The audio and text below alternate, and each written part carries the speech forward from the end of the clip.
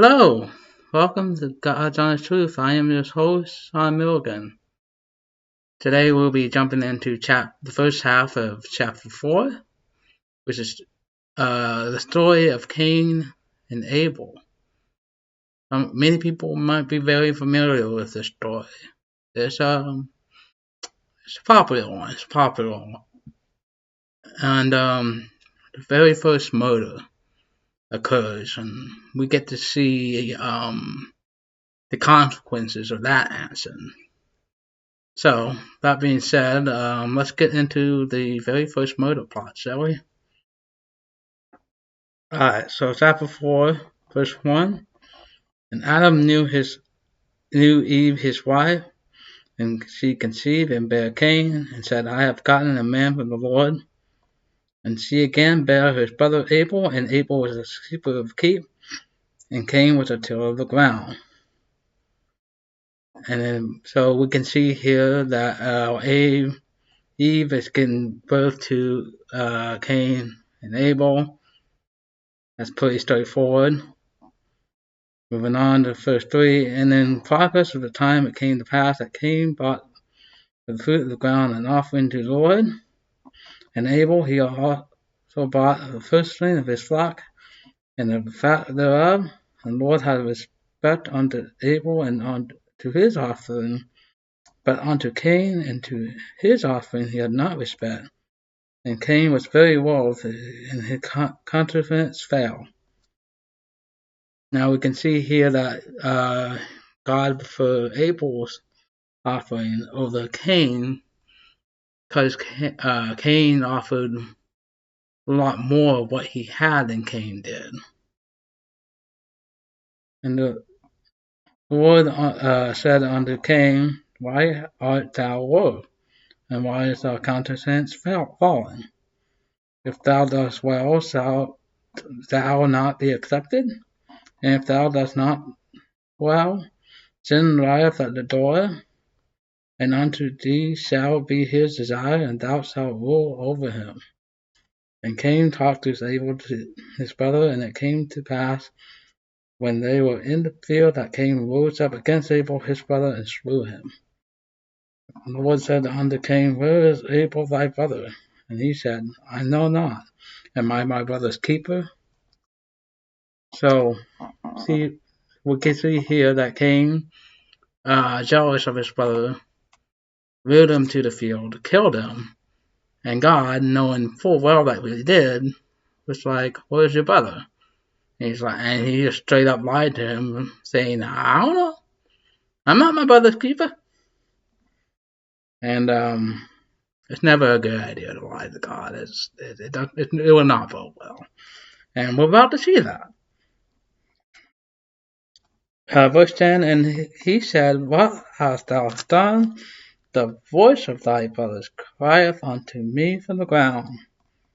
And now art thou cursed from the earth, which hath opened her mouth to receive thy brother's blood from thy hand.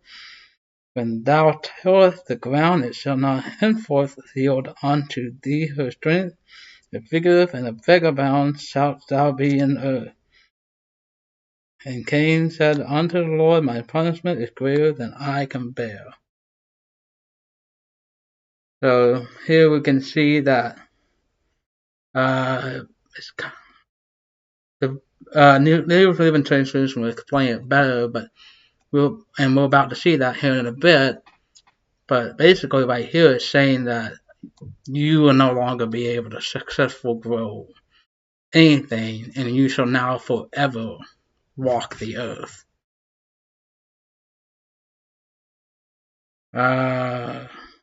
Now, with that being said, let us compare with the New Living Translation. Okay? Okay. Now Adam slept with his wife, Eve, and she became pregnant. When the time came, she gave birth to Cain, and she said, With the Lord's help I have brought forth a man. Later she gave birth to a second son, named him Abel. When they grew up, Abel became a shepherd, while Cain was a farmer. A harvest time Cain brought to the Lord a gift from his farm produce. While Abel brought several choice of lambs from the best of his flock. The Lord accepted Abel and his offering, but he did not accept Cain and his offering. This made Cain very angry and dejected. Now I like that a little bit better than wolf and counterfeits, because it kind of better describes what he's feeling, because everyone knows what it's like to be angry about something, whereas you're like, whoa, what does it mean to be wolves? Especially if you're not familiar with Old English, you wouldn't know what that is or what that would feel like. So here you can actually see that he is angry.